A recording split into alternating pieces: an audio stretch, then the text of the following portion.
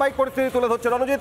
সর্বশেষ এখনো পর্যন্ত ক্ষয়ক্ষতি যেমন ক্রমশ তার সংখ্যা বাড়ছে, মৃত্যুর সংখ্যা বেড়েছে এখনো পর্যন্ত, আর কি কি পরিস্থিতি সামনে আসলো, মোকাবিলা কিভাবে সম্ভব হচ্ছে? দেখো, গতকাল লাগাতার বৃষ্টির জেরে কার্যত বিধ্বস্ত উত্তরবঙ্গ।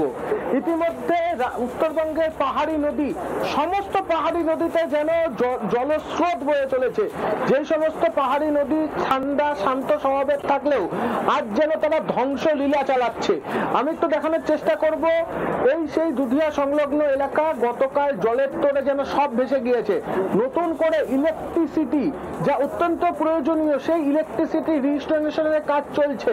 ইতিমধ্যে বিদ্যুৎ দপ্তরের কর্মীরা তারা কিন্তু নতুন পোল নিয়ে আসছেন এবং নতুন করে তার লাগানো হচ্ছে যাতে বিদ্যুৎ সংযোগটা অন্তত দেওয়া যায়। কার্যত এই এলাকার মানুষের জীবন একেবারেই বিধ্বস্ত হয়ে পড়েছে। কারণ প্রথম থেকেই গতকালের পর থেকে তারা আসছেন, তারা যাচ্ছেন, তারা দেখছেন, কিন্তু সাধারণ মানুষের যে তাদেরকে রিলিফ দেওয়া কিংবা তাদেরকে যেই সমস্ত জায়গা থেকে সরিয়ে নিয়ে যাওয়া, সেই সমস্ত উদ্যোগ নিতে দেখা যায়নি। নিজেদের উদ্যোগে আমাদের অপর প্রতিনিধি যেমন দেখাচ্ছিল, স্থানীয় বাসিন্দারা নিজেদের উদ্যোগে যেমন নিজেদের বাড়িঘর খালি করে দিচ্ছেন, কিন্তু এরপরে কোথায় যাবেন?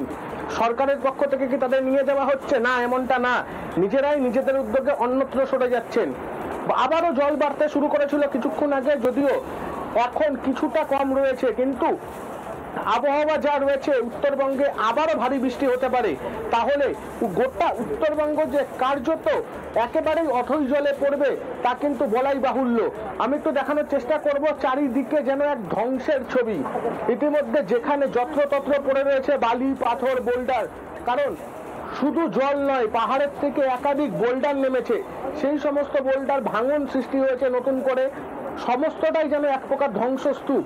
ভারতীয় সেনা গতকাল থেকেই কিন্তু তারা চেষ্টা চালাচ্ছে, তারা সার্ভে করছে, নিত্য নতুন প্ল্যানিং করছে, যাতে এই ব্রিজের পাশাপাশি একটি নতুন করে বেলি ব্রিজ বানানো যায়। তাহলে হয়তো পাহাড়বাসী যোগাযোগ, সেই যোগাযোগ যাতে একেবারে এই যোগাযোগ স্থাপনের জন্য আপৎকালীন পরিস্থিতিতে বেইলি ব্রিজ বানানোর কথা বলা হচ্ছে পাহাড়বাসীর তরফ থেকে। এবং আপনাদের জানাই, শুধুমাত্র দার্জিলিংয়ে 10 নম্বর জাতীয় সড়ক, 110 নম্বর জাতীয় সড়ক থেকে শুরু করে তিস্তা, তোরসা, মহানন্দা, ফুসছে, রোহিণী সড়ক থেকে শুরু করে বিভিন্ন জায়গায় ধস নেমেছে এবং জাতীয় সড়কের উপর জল উপচে পড়ছে।